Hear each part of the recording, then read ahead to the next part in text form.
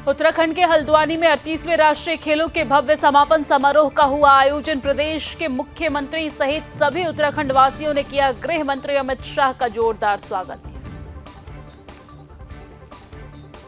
38वें राष्ट्रीय खेलों के समापन समारोह में बोले गृह मंत्री अमित शाह। मुख्यमंत्री पुष्कर सिंह धामी ने हर जिले में खेल के बुनियादी ढांचों को सफलतापूर्वक विकसित किया है। उत्तराखंड में आगामी चारधाम यात्रा को लेकर पर्यटन विभाग ने तेज की अपनी तैयारियां। गढ़वाल मंडलायुक्त विनय शंकर पांडे ने चारधाम यात्रा को लेकर की बड़ी बैठक। उन्होंने इस बैठक में कहा कि चारों धामों के खुलते ही यात्रा पर आने वाले यात्रियों को हर संभव सुविधा दी जाएगी। चारधाम यात्रा 2025 को सरल और सुरक्षित बनाने के लिए प्रशासन ने शुरू की कई नई व्यवस्थाएं। 30 अप्रैल से गंगोत्री और यमुनोत्री धाम के कपाट खुलने से होगी चारधाम यात्रा की शुरुआत। वक्फ संशोधन विधेयक को लेकर बोले सीएम पुष्कर सिंह धामी। कहा यह विधेयक लंबे समय से अपेक्षित था। इसे लाने का फैसला राज्य के विकास और सभी समुदायों के अधिकारियों की रक्षा के लिए महत्वपूर्ण है। देहरादून जिला कलेक्ट्रेट में कैबिनेट मंत्री सुबोध उनियाल की अध्यक्षता में 20 सूत्रीय कार्यक्रम की समीक्षा बैठक का आयोजन। संबंधित विधायकों और पदाधिकारियों ने की शिरकत। उत्तराखंड के जंगलों में लगने वाली आग से बचाव को लेकर विभाग ने पूरी की तैयारियां। फायर वॉचरों को चिन्हित कर 1200 नए कर्मचारियों की भर्ती हुई। 15 फरवरी से होगी फायर सीजन की शुरुआत। लालकुआं में आग ने मचाया तांडव। झोपड़पट्टी में लगी भीषण आग। आधा दर्जन से ज्यादा झोपड़ी जलकर पूरी तरीके से खाक। मौके पर पहुंची दमकल विभाग की टीम ने कड़ी मशक्कत के बाद आग पर काबू पाया। उत्तराखंड में स्मार्ट प्रीपेड मीटर को लेकर चल रहे विवाद ने तूल पकड़ी। आपको जानकारी दे दें कि प्रदेश के अलग अलग जिलों में स्मार्ट मीटर लगाए जाने को लेकर विरोध कर रहे वहां के स्थानीय लोग। और उत्तराखंड में आगामी 18 फरवरी से होगी देहरादून विधानसभा बजट सत्र की शुरुआत। बजट को लेकर बोले सीएम पुष्कर सिंह धामी। ये सभी वर्गों के हित को ध्यान में रखते हुए तैयार किया गया है।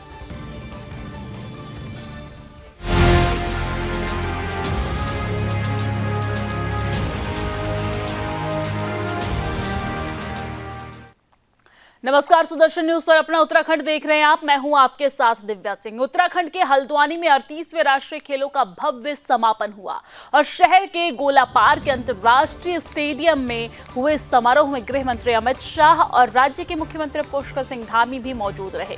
इस मौके पर केंद्रीय गृह मंत्री ने टॉप 3 टीम महाराष्ट्र, हरियाणा और सर्विसेज को सम्मानित भी किया। केंद्रीय गृह मंत्री अमित शाह ने उत्तराखंड के चारों धामों के देवताओं को नमन करते हुए कहा कि मुख्यमंत्री पुष्कर सिंह धामी ने हर जिले में खेल के बुनियादी ढांचों को सफलतापूर्वक विकसित किया है।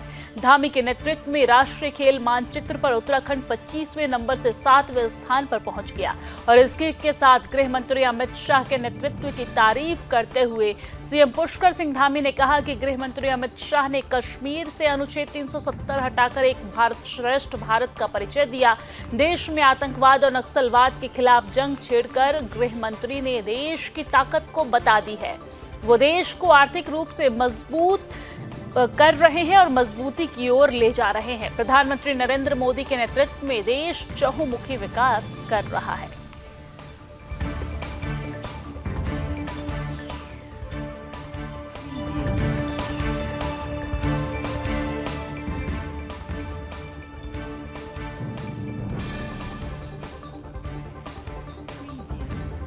तो देखिए, ये दो अलग अलग तस्वीर हम आप तक पहुंचा रहे हैं। पहली तस्वीर जहां पर देवभूमि खेल भूमि बन गया है और वो हम नहीं बल्कि गृह मंत्री अमित शाह भी कह रहे हैं, क्योंकि जहां 21वें स्थान पर देवभूमि यानी कि उत्तराखंड आता था खेल में, वो अब 7वें स्थान पर आ गया है।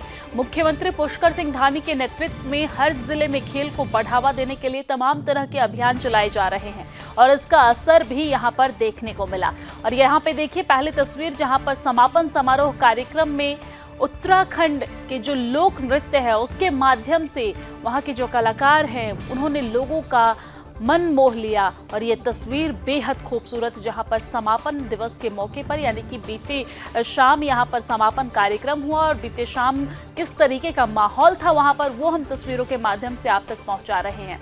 और वही दूसरी तस्वीर जहां पर समापन समारोह में अमित शाह पहुंचे और पुष्कर सिंह धामी भी यहां पर मौजूद रहे।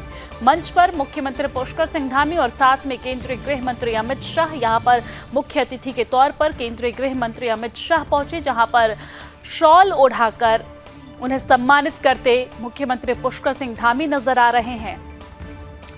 और इस मौके पर गृह मंत्री अमित शाह ने मुख्यमंत्री पुष्कर सिंह धामी की जमकर तारीफ की। उन्होंने बताया कि किस तरीके से मुख्यमंत्री पुष्कर सिंह धामी प्रदेश में चहुमुखी विकास कर रहे हैं और उत्तराखंड को विकसित उत्तराखंड की ओर ले जा रहे हैं। और वही समापन के मौके पर जब अमित शाह वहां पर मुख्य अतिथि बनकर गए तो उन्होंने क्या कुछ कहा, संबोधित करते हुए आपको सुनवाते हैं। भूमि से मेघालय तक आवाज जानी चाहिए। दोनों हाथ उठाइए और प्रचंड आवाज से बोलिए, भारत माता की। मंच पर उपस्थित देवभूमि को खेल भूमि बनाने वाले हमारे यशस्वी मुख्यमंत्री भाई पुष्कर सिंह धामी जी, जिन्होंने देश भर के खेलों में हर डायमेंशन से ऊर्जा भरने का काम किया है, ऐसे हमारे युवा कार्यक्रम और खेल विभाग के मंत्री डॉक्टर मनसुख मांडविया जी, एक खेलों का ध्वज और मशाल जो आज यहां से लेकर मेघालय जा रहे हैं, ऐसे मेघालय के सम्माननीय मुख्यमंत्री श्रीमान कोनराड संगमा जी, मोदी जी की मंत्रिपरिषद में मेरे साथी श्री अजय टम्टा जी, यहां के सांसद और भारतीय जनता पार्टी के अध्यक्ष भाई महेंद्र भट्ट जी, श्री अजय भट्ट जी, श्रीमती पीटी उषा जी, और आज के कार्यक्रम के केंद्र बिंदु ऐसे देश भर से आए हुए खिलाड़ी भाइयों बहनों को मेरा प्रणाम और बहुत बहुत शुभकामनाएं। और आज पूरा विशाल स्टेडियम खींचोखींच जिन्होंने भरा है, ये देवभूमि उत्तराखंड के सभी युवाओं, माताओं, बहनों, आप सभी को भी मेरा प्रणाम। मित्रों, सबसे पहले मैं चार धाम में विराजित सभी देवताओं को, देवियों को प्रणाम कर कर मेरी बात की शुरुआत करना चाहता हूं। अभी अभी ये 38वें राष्ट्रीय खेलों के समारोह पर मेरे पूर्व वक्ताओं ने कहा कि देवभूमि अब खेल भूमि बन गई है। मैं आज मेरे सामने जो युवा हैं, विद्यार्थी हैं, खिलाड़ी हैं, उनको मैं कहना चाहता हूं कि महज राष्ट्रीय खेलों के आयोजन से देवभूमि खेल भूमि नहीं बनी। धामी जी ने हर जिले में खेलों के इंफ्रास्ट्रक्चर को बढ़ावा दिया और सबसे बड़ी बात है कि धामी जी ने 21वें स्थान पर से देश के खेलों के नक्शे पर हमारी देवभूमि को 7वें स्थान पर लाने का पुरुषार्थ किया। और ये विजेता खिलाड़ी जो इतने सारे मेडल पहली बार उत्तराखंड में जीत कर आए हैं, इन्होंने देवभूमि को खेल भूमि बनाया है। मैं सभी देवभूमि के खिलाड़ियों को, जिन्होंने देवभूमि को खेल भूमि बनाने का यत्न किया है, वो सभी को बहुत बहुत शुभकामनाएं, अनंत अनंत शुभकामनाएं देना चाहता हूं। भाइयों बहनों, आज भारतीय जनता पार्टी की नेत्री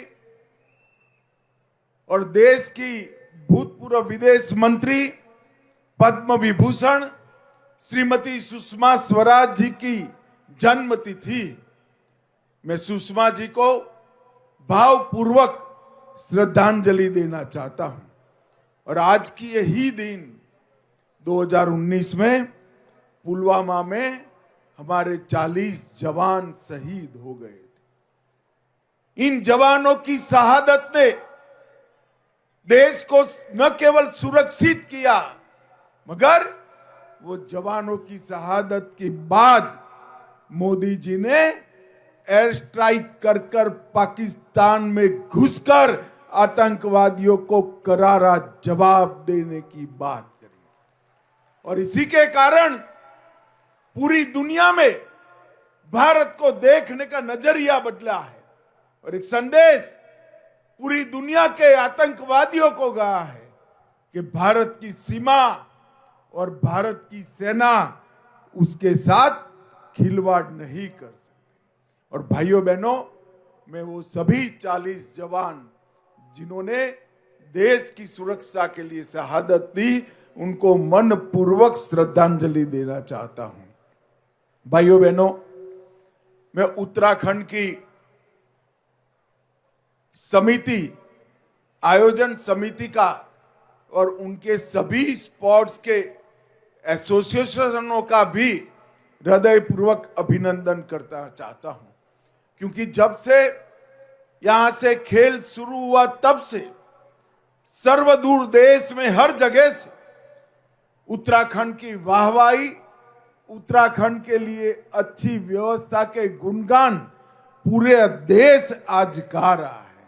और ये सफल आयोजन इतने ऊंचाई पर, इतने छोटे से राज्य के लिए बड़ा कठिन था, मगर धामी जी के नेतृत्व में, खेल मंत्री जी के नेतृत्व में एक काम को बहुत अच्छे तरीके से आयोजन समिति ने पूरा किया।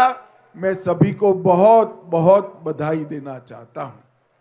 16,000 खिलाड़ी जो खेले, लगभग 435 खेलों में खेले, कुछ जीते कुछ हारे। हार और जीत उसका खेल से कोई मतलब नहीं है। जीत का जज्बा और हार से निराश न होना, यही खेल का संदेश है। इसलिए जो जीते हैं और जो हारे हैं, वो सभी खिलाड़ियों को मैं अनंत अनंत शुभकामनाएं देता हूं। मेघालय में आपके लिए एक और मौका है, अगली बार मेडल लेकर आइए। ऐसी मेरी सभी को बहुत बहुत शुभकामनाएं। इको फ्रेंडली प्रैक्टिसेस से लेकर इको फ्रेंडली गेम तक पूरी चीज को धामी जी ने बखूबी जमीन पर उतारा है। कई पैड लगाए गए और इन खेलों में वेट लिफ्टिंग, शूटिंग, एथलेटिक्स, एक्रेटिक्स, कई खेलों में राष्ट्रीय रिकॉर्ड बने हैं। और मैंने वो रिकॉर्ड को बारीकी से देखा है। वो रिकॉर्डों ने अंतरराष्ट्रीय खेलों में भी भारत के लिए पदक की उम्मीद जगाई है। रिकॉर्ड बनाने वाले सभी खिलाड़ियों को मैं बहुत बहुत बधाई देता था। मेजबान उत्तराखंड से आज ध्वज कोनराड जी को दिया है। खेलों की ये मिसाल कोनराड जी लेकर यहां से मेघालय जाएंगे, मगर मेघालय में एक अनूठा राष्ट्रीय खेल होने जा रहा है। मेघालय इसका यजमान होगा। ज्यादातर खेल मेघालय में ही खेले जाएंगे, मगर कोनराड जी ने निर्णय किया है कि नॉर्थ ईस्ट के बाकी सभी 6 के 6 राज्यों में कुछ कुछ खेल खिलाकर पूरे नॉर्थ ईस्ट को खेलों के आवाज से, विजय की गूंज से वो भरने का प्रयास करेंगे। मैं संगमा जी को आने वाले आयोजन के लिए बहुत बहुत बधाई देता हूं। सर्विसेज की टीम, महाराष्ट्र की टीम और हरियाणा की टीम, ये तीनों को मैं हृदयपूर्वक बधाई देता हूं। मित्रों, मोदी जी के आने के बाद खेल के वातावरण में ढेर सारा बदलाव आया है। गुजरात के मुख्यमंत्री थे, तब से ही मोदी जी ने खेलो गुजरात की शुरुआत करी थी और इसको यहां तक पहुंचाने का काम किया है।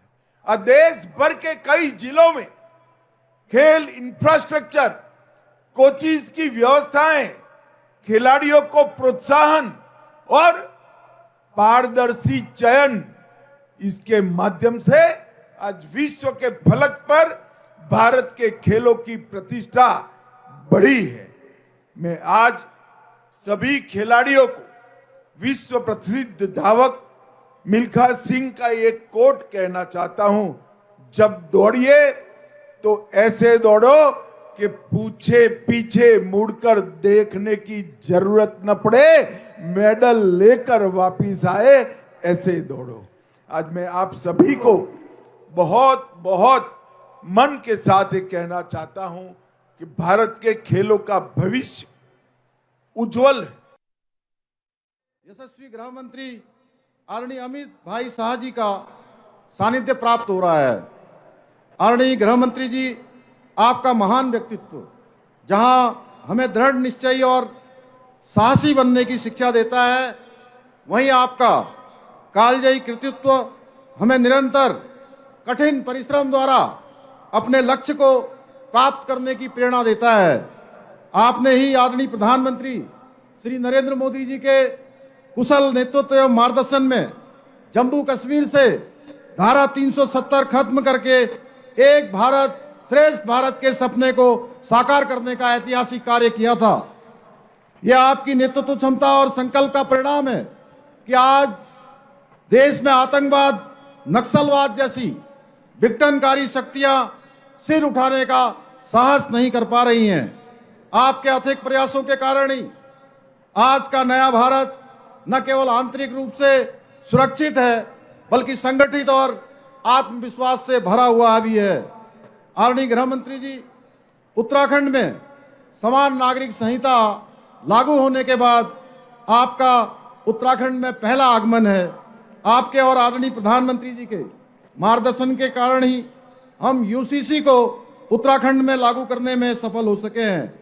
समान नागरिक संहिता को धरातल पर उतारने की दिशा में आपके द्वारा किए गए सहयोग के लिए समस्त उत्तराखंड वासियों की ओर से मैं आपका हृदय से स्वागत एवं अभिनंदन करता हूं, आपको धन्यवाद देता हूं।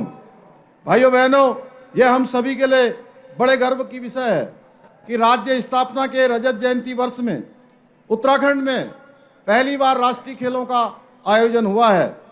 खेलों के इस महासंगम में देश भर से पधारे 16,000 से अधिक एथलीट 35 खेल विधाओं में प्रतिभाग करके 448 स्वर्ण, 448 रजत तथा 594 कांस्य पदक जीते हैं।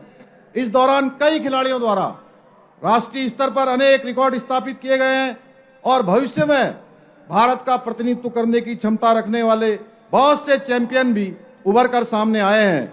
इस बार के राष्ट्रीय खेलों का आयोजन कई मामलों में विशिष्ट रहा है।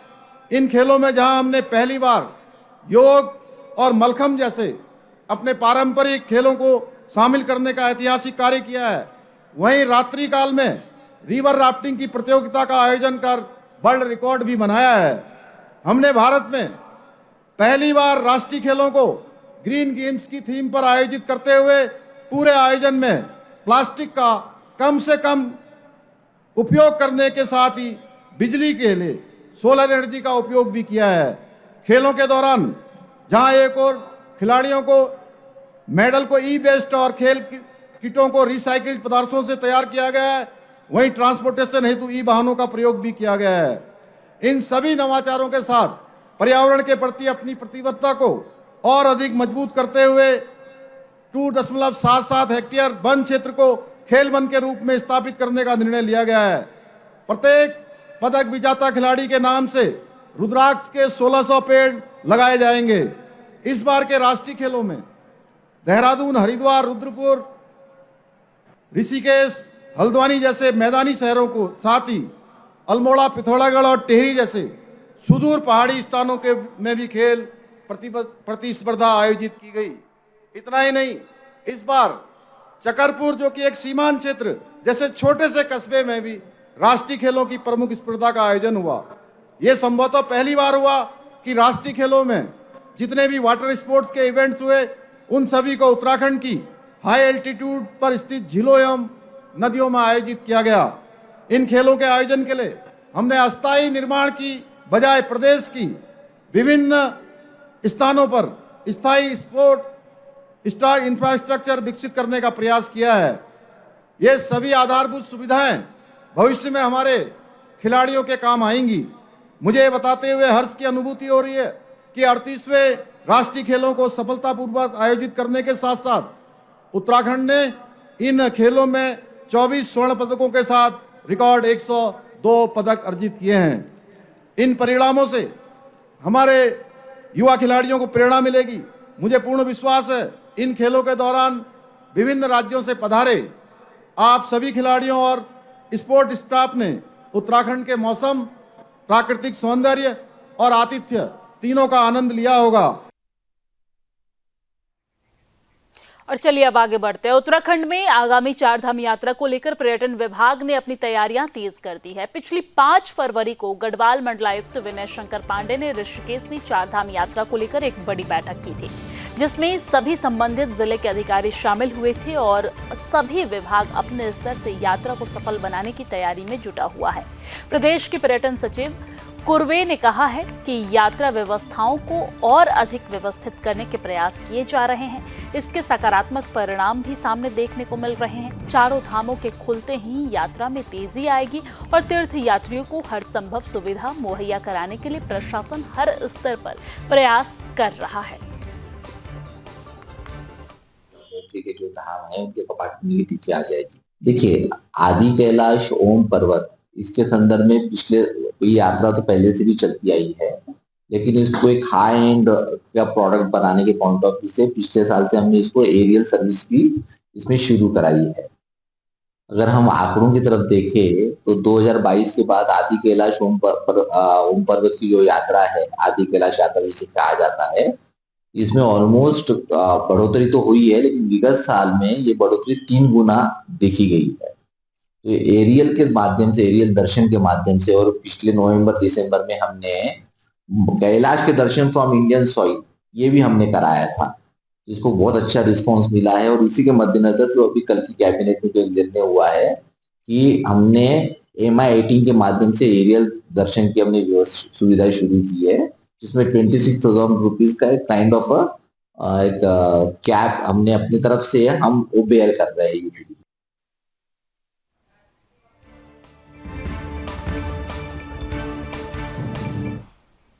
और उत्तराखंड के मुख्यमंत्री पुष्कर सिंह धामी ने वक्फ संशोधन विधेयक को ऐतिहासिक कदम बताते हुए इसकी सराहना की है। उन्होंने कहा है कि ये विधेयक लंबे समय से अपेक्षित था और इसे लाने का फैसला राज्य के विकास और सभी समुदायों के अधिकारों की रक्षा के लिए महत्वपूर्ण है। धामी ने यह भी कहा है कि प्रधानमंत्री नरेंद्र मोदी के नेतृत्व में देश में कई लंबित कार्य पूरे किए जा रहे हैं। ये विधेयक भी उसी श्रृंखला में हिस्सा है। आपको जानकारी दे दें कि मुख्यमंत्री ने दावा किया है कि इस विधेयक से सभी नागरिक को समान लोकतांत्रिक अधिकार मिलेगा और साथ ही साथ इससे जुड़ी समस्याओं का समाधान भी होगा। उन्होंने इसे राज्य सरकार की पारदर्शिता और जनहित के प्रति प्रतिबद्धता का उदाहरण बताया है। सीएम पुष्कर सिंह धामी के अनुसार ये कदम राज्य के सभी समुदायों के बीच सामंजस्य और विकास को बढ़ावा देना होगा।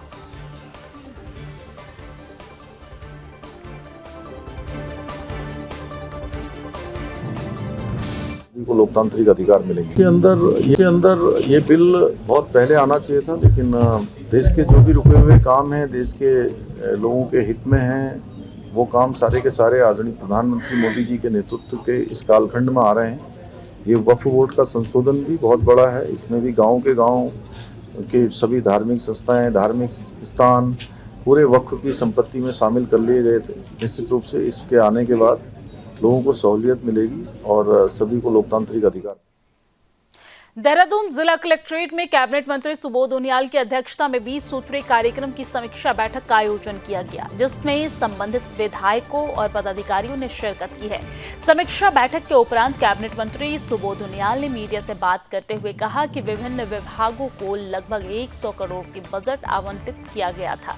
साथ ही जनप्रतिनिधियों को भी दी गई योजनाओं की प्रगति की समीक्षा की गई, जिसमें पाया गया है कि 95% विभागों ने 100% प्रगति की है, लेकिन 5% को फटकार लगाते हुए काम पूरा करने के लिए हिदायतें दी गई है।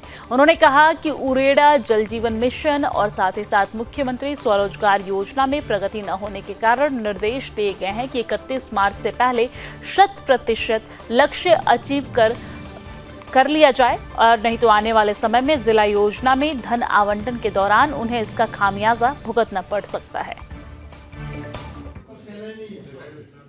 उनका 99 करोड़ 98 लाख का करोड़ 100 करोड़ का बजट था, जो विभिन्न विभागों में आवंटित किया गया था, और जनप्रतिनिधियों का था जो योजनाएं आवंटित की गई थी उनकी प्रगति की समीक्षा की है कि आखिर प्रोग्रेस क्या है। कुछ विभागों में करीबन 95% विभागों के द्वारा प्रगति तकरीबन 100% है, लेकिन कुछ विभागों में खासकर उरेडा और जल जीवन मिशन के कार्यक्रम में और मुख्यमंत्री स्वराज योजना में प्रगति धीमी थी, तो उनको निर्देश दिया गया कि इसको तत्काल 31 मार्च से पहले पूरी तरह 100% इसका अचीवमेंट कर लिया जाए, ताकि आने वाले जो जिला योजना की बजट में उनके विभाग को तवज्जो दिया सके। अन्यथा ऐसे विभाग जो काम पूरा नहीं कर पा रहे उनको आने वाले निश्चित रूप से जिला योजना में उनको धन आवंटन में मतलब कहीं ना कहीं भुगतना पड़ेगा। दूसरा 20 सूत्री कार्यक्रम में कुछ जो कमियाँ थी, जिला योजना में बहुत अच्छी प्रोग्रेस है। 20 सूत्री कार्यक्रम की जो मैं आपको बताया कि कुछ जल जीवन मिशन और उरेडा ऐसे कुछ कार्यक्रम, कुछ विभाग हैं जिनके कार्यक्रमों में भी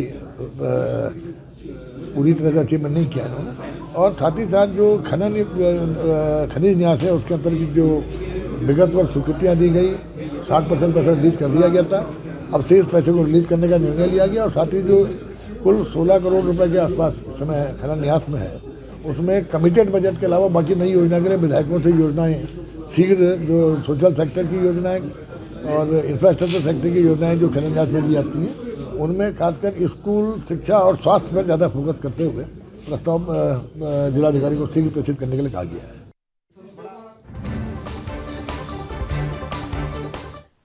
और इसी के साथ अपना उत्तराखंड की खबरों में फिलहाल के लिए इतना ही, लेकिन देश और दुनिया की तमाम खबरों के लिए आप देखते रहिए सुदर्शन न्यूज। जय हिंद।